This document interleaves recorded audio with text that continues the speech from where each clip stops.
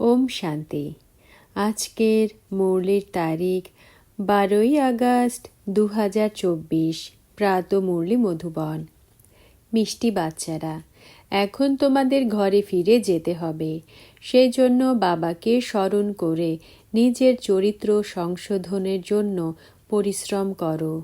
প্রশ্ন: কোন বিষয় তোমাদের অজ্ঞতার পথে ঘুম পাড়িয়ে রাখে? এর ফলে কি ক্ষতি হয়?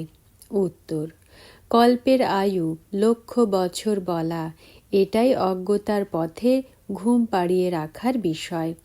এর ফলেই জ্ঞান চক্ষুহীন হয়ে পড়েছে। ওরা ভেবেছে আত্মাদের ঘর অনেক দূরে, বুদ্ধিতেও আছে এখনো লক্ষ বছর রয়েছে। এখানে সুখ দুঃখের পার্ট প্লে করতে হবে। সেই জন্যই পবিত্র হওয়ার জন্য পরিশ্রম করে না। তোমরা বাচ্চারা জানো ঘর এখন খুব নিকটে। এখন আমাদের পরিশ্রম করে কর্মাতীত হতে হবে।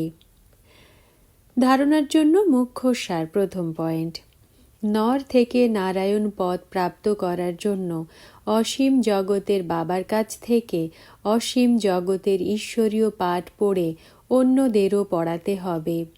নিজ সম গড়ে তোলার সেবা করতে হবে। দ্বিতীয় পয়েন্ট: লোভ মোহের যে তার জুড়ে আছে তাকে অপসারণ করার জন্য পরিশ্রম করতে হবে।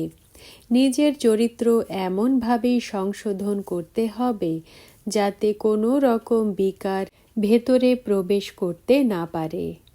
বরদান: ভগবান আর ভাগ্যের স্মৃতির দ্বারা অন্যদেরও ভাগ্য নির্মাণকারী সদা খুশিতে থাকা সৌভাগ্যবান ভব। ব্যাখ্যা: অমৃতবেলা থেকে শুরু করে রাত পর্যন্ত নিজের ভিন্ন ভিন্ন ভাগ্যকে স্মৃতিতে নিয়ে আসো আর এই গীত গাইতে থাকো, বাহ আমার শ্রেষ্ঠ ভাগ্য। যারা ভগবান আর ভাগ্যের স্মৃতিতে থাকে তারাই অন্যদেরকে ভাগ্যবান বানাতে পারে। ব্রাহ্মণ মানেই সদা ভাগ্যবান, সদা খুশিতে থাকার ভাগ্য। কারোর সাহস নেই যে ব্রাহ্মণ আত্মার খুশি কম করতে পারে। প্রত্যেকেই খুশিতে পরিপূর্ণ, খুশিতে থাকা ভাগ্যবান আত্মা। ব্রাহ্মণ জীবনে খুশি কম হয়ে যাওয়া অসম্ভব। যদি শরীর ত্যাগ হয়ে যায় কিন্তু খুশি ছেড়ে যাবে না। স্লোগান: মায়ার দোলনা পরিত্যাগ করে অতীন্দ্রিয় সুখের দোলনায় সদা দুলতে থাকো। ওম শান্তি।